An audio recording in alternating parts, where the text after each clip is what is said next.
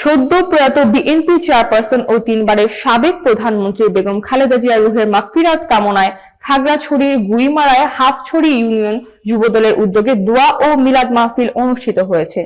গুইমারা প্রতিনিধি দিদারুল হৃদয় জানান, ১০ জানুয়ারি শনিবার বিকাল ৪টায় উপজেলার জালিয়াপাড়া বাজারের চট্টগ্রাম রোডে এই মাহফিল আয়োজন করা হয়। অনুষ্ঠানে গুইমারা উপজেলা বিএনপি, অঙ্গ ও সহযোগী সংগঠনের নেতাকর্মী ও সাধারণ জনগণ উপস্থিত ছিলেন। দোয়া ও মিলাদ মাহফিলে প্রধান অতিথি হিসাবে উপস্থিত ছিলেন খাগড়াছড়ি জেলা যুবদলের সভাপতি মাহবুব আলম সবুজ। বিশেষ অতিথি হিসাবে ছিলেন গুইমারা উপজেলা বিএনপির সভাপতি সাইফুল ইসলাম সোহাগ, জেলা যুবদলের সিনিয়র সহসভাপতি নাসির সিকদার এবং সাংগঠনিক সম্পাদক ওয়াহিদুল রহমান ওয়াসিম।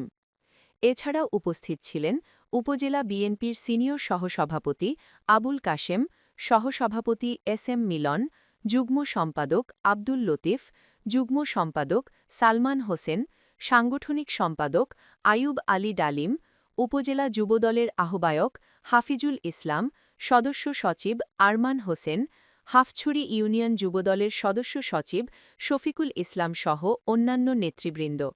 মাহফিলের সভাপতিত্ব করেন ফিরোজ আলম হিরো।